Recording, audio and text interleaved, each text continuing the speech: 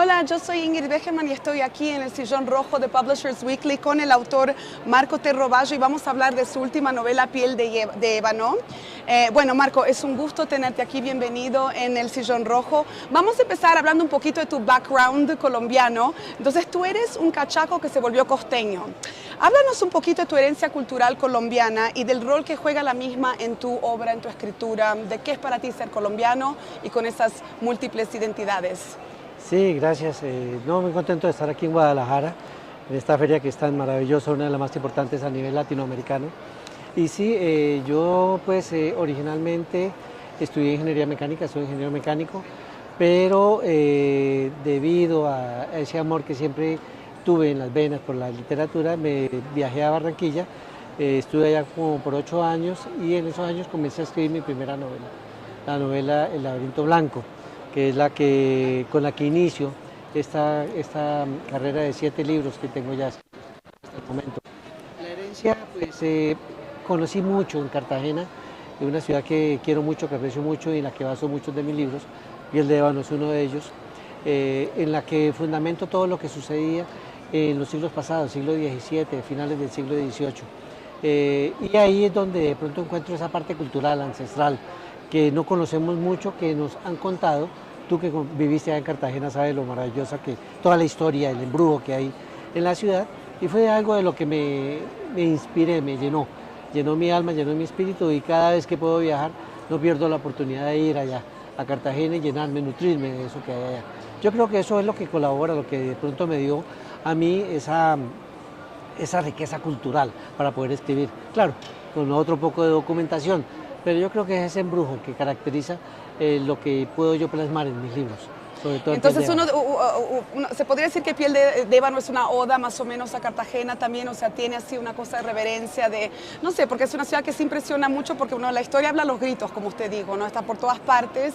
Entonces, ¿cuál fue el motivo para escribir Piel de Ébano en particular? Bueno, yo cuando comencé a buscar en la parte de la historia, uno de los libros que yo escribí, que es un libro que se ha vendido bastante en Latinoamérica, que se llama El Gran Genocidio, de ahí conocí un poco de la historia de lo que estaba sucediendo en América, lo que sucedía en el siglo XVIII.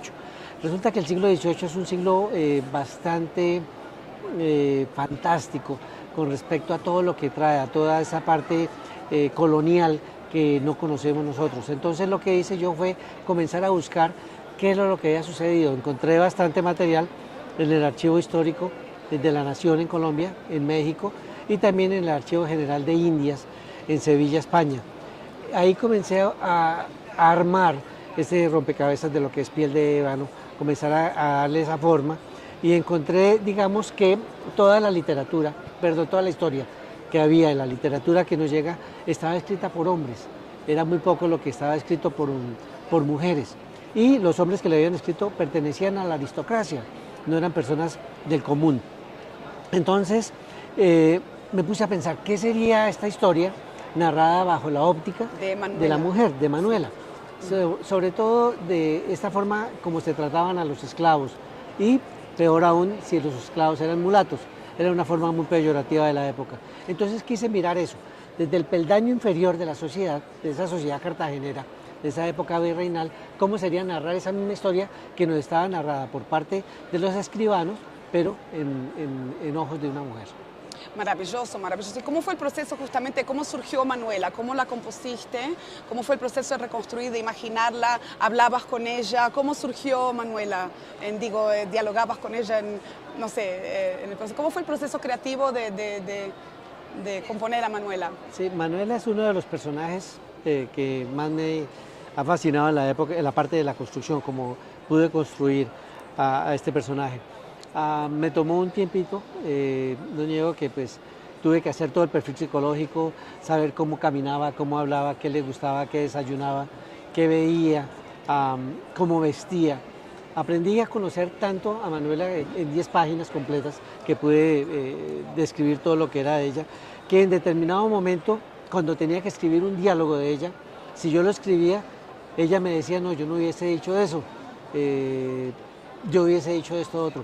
Y llegó un momento en que ella me decía a mí cuáles eran sus líneas. y eso me facilitó mucho el trabajo, conocer bien la faceta de Manuela. Es un personaje que me enamoré, del que vivo enamorado y que de pronto es tan ingenua, pero a la vez tan sagaz, que le hace, digamos, ha hecho llorar a algunas personas por las cosas que le suceden a ella y la forma como la narra. Pero entonces esa fue la construcción de este personaje que es Manuela de Ulloa.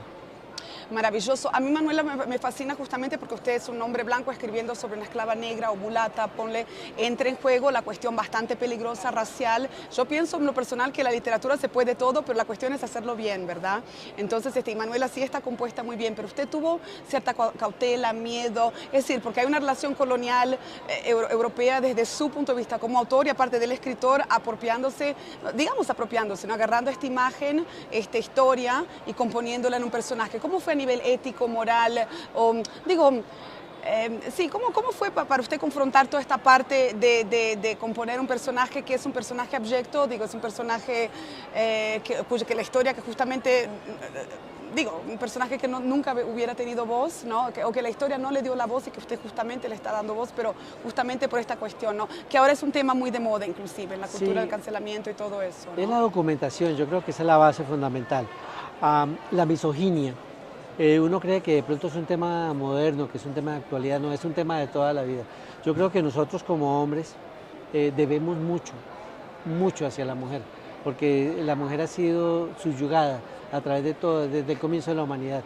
Entonces, en mi campo como escritor, yo soy padre de 13 niñas, de 3 señoritas, mis hijas, bueno, ya la menor tiene 25 años, pero para mí todavía se siguen mis niñas. Y mi esposa, mis hermanas, mi madre, yo creo que estoy rodeado de mujeres y eso me da a mí una conciencia de qué es lo que sucede, por qué existe esa misoginia, por qué esta forma peyorativa de tratar a la mujer, incluso a la fecha de hoy, en países incluso como Estados Unidos, que es el país donde yo vivo.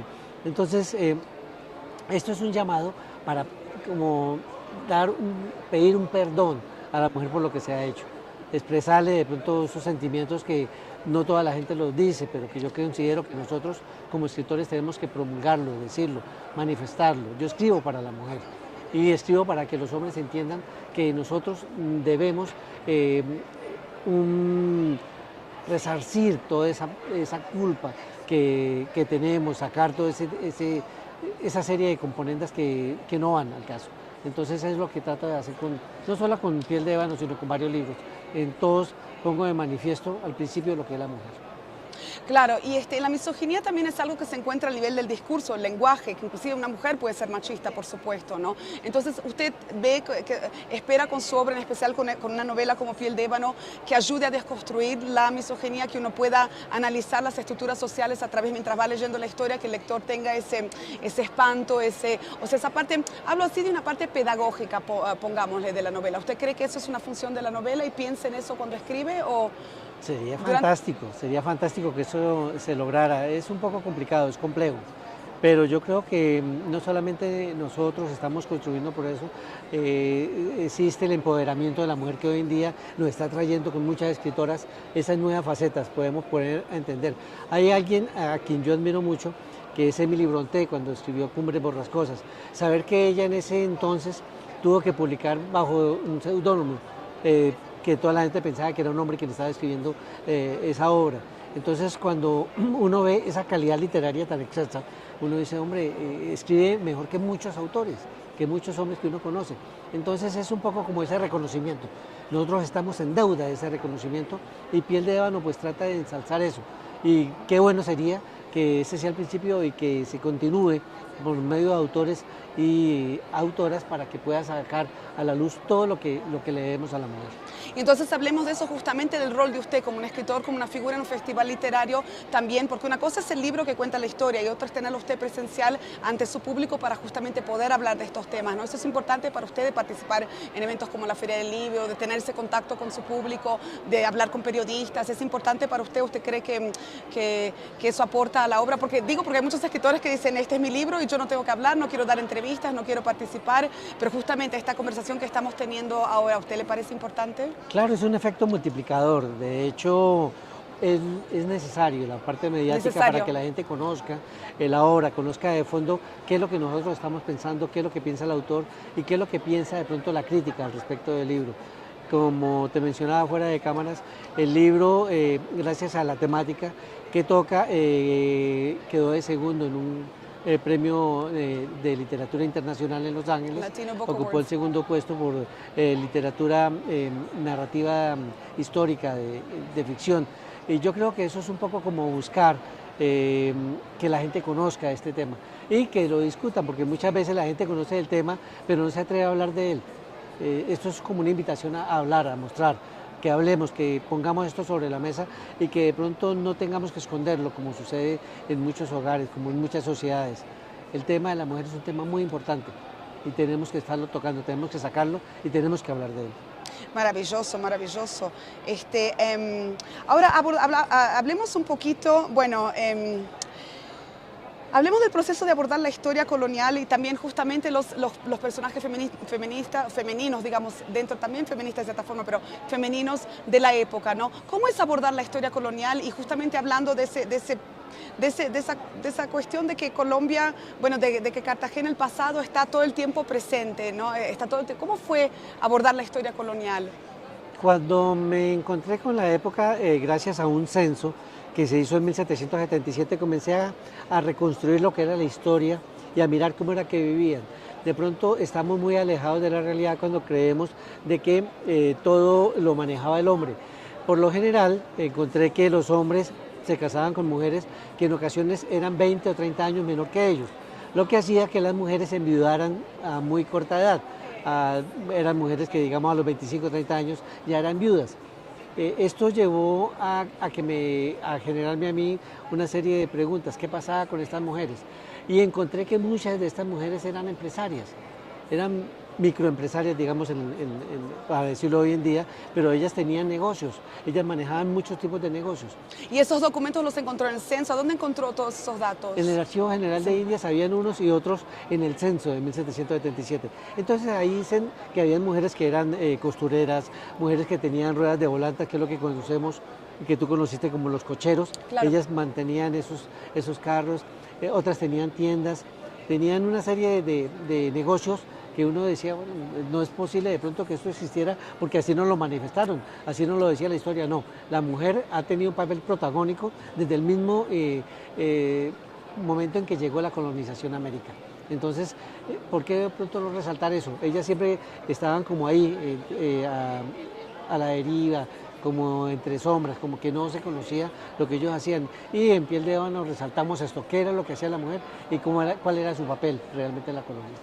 Maravilloso. Ahora hablemos también, hablando de la novela histórica, hay también personajes, bueno, personajes históricos verdaderos como Antonio Nariño, por ejemplo, ¿no? Que aparte afuera de Colombia no se conoce mucho, digo, los colombianos saben quién es, pero ¿cómo fue también reconstruir, hacer una ficción de Antonio Nariño? Es decir, Manuela salió, bueno, de su creatividad, pero Antonio Nariño, hubo un Antonio Nariño verdadero. Entonces, ¿cómo fue ese proceso también de darle voz y de crear a un personaje que es histórico? ¿Cómo fue esa parte? En Cartagena hay 5 barrios, digamos, dentro de la ciudad amurallada que estaban en esa época y ya existían en la época, ya trabajaban o hacían parte de esa Cartagena de Indias que conocemos hoy en día. Y resulta que cuando se hace el censo, se pierde el legajo de uno de esos 5 barrios, que es el Santa Catalina. Ahí donde yo ubiqué a Manuela de Ulloa, pero alrededor de ella, los personajes que sí existían, los puse a poder tener contacto directo con la protagonista. Es ahí donde aparece Antonio Nariño. Antonio Nariño era un personaje que permaneció mucho tiempo en Cartagena, que iba a Cartagena, porque él tenía un negocio de quina, que luego llegó a Cádiz y que fomentó y que lo hizo bastante célebre en Colombia.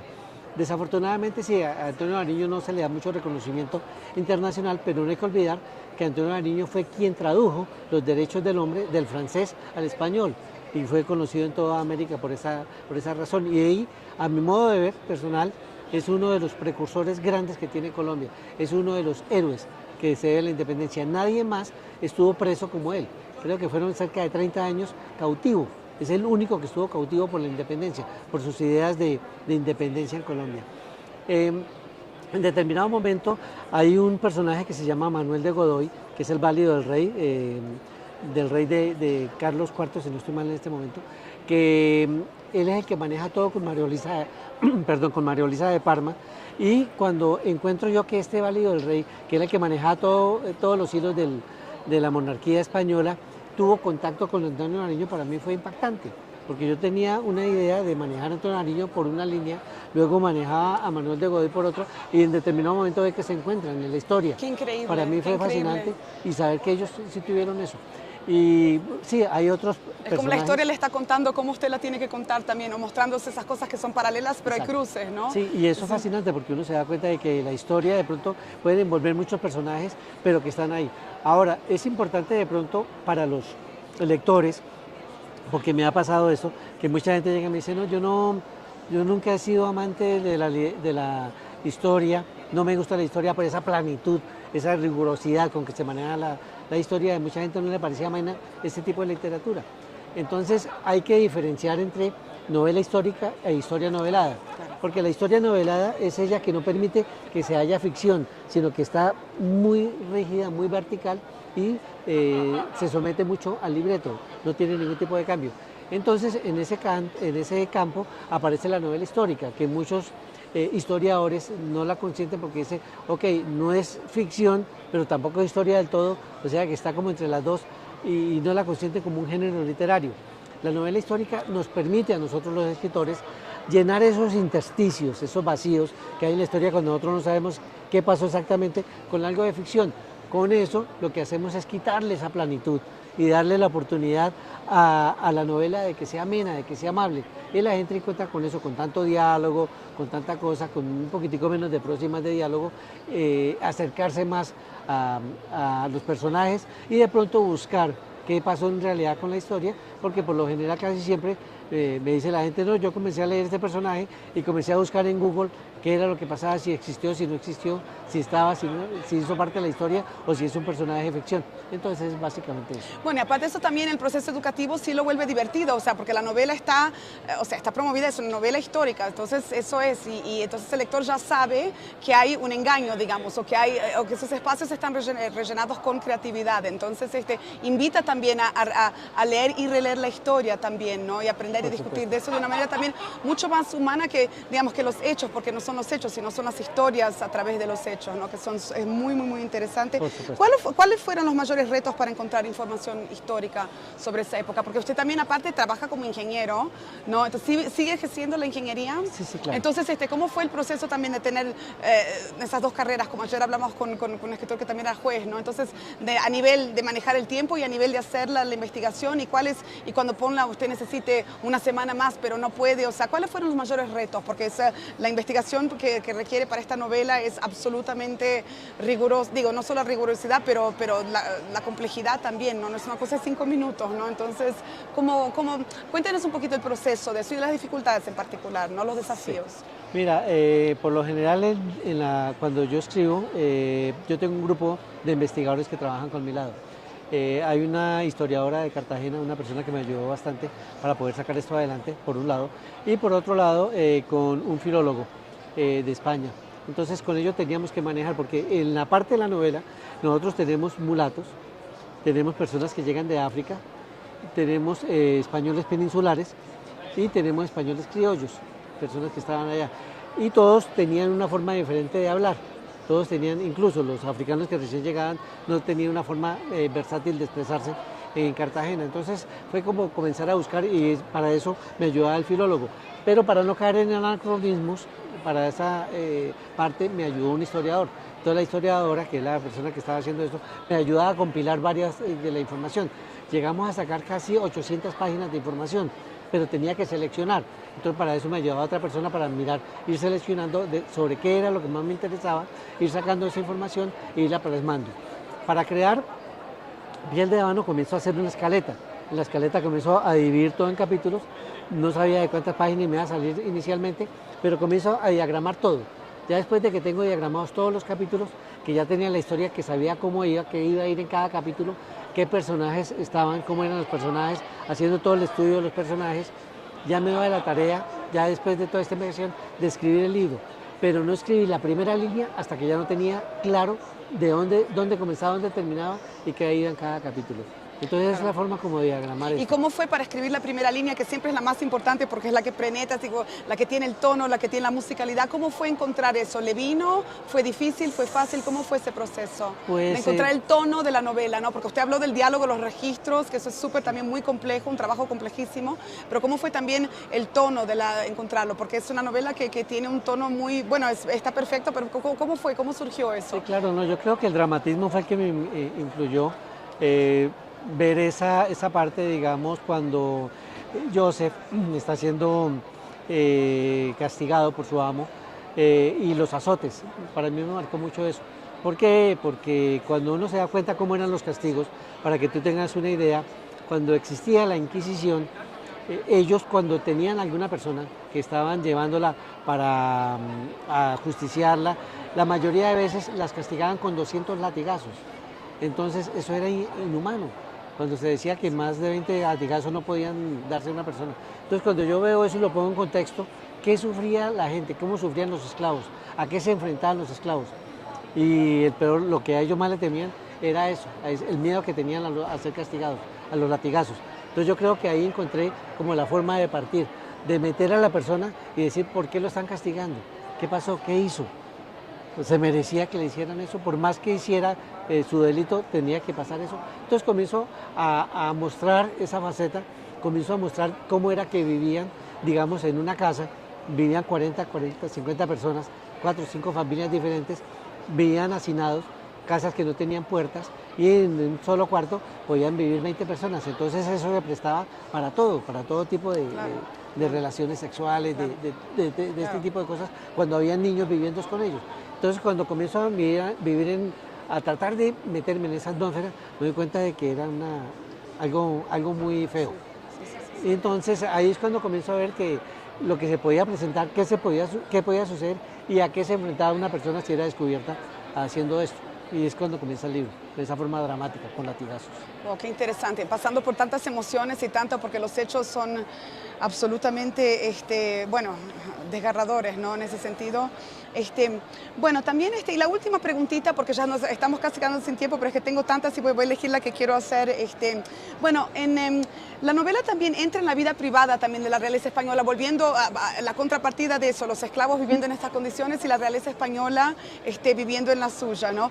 ¿Cómo considera usted que esa cultura también, esa aristocracia, todavía reina, digamos, en el sistema de clase, que no es solo de Colombia, pero en todos nuestros países, ¿no? ¿Cómo eso influencia en el sentido de la relación de la raza con la economía, ¿no? Que es la cuestión así racial de nuestros países, más que con Estados Unidos, que es otra cosa, yo diría, porque ¿cuál es la relación de eso, ¿no? De la sociedad?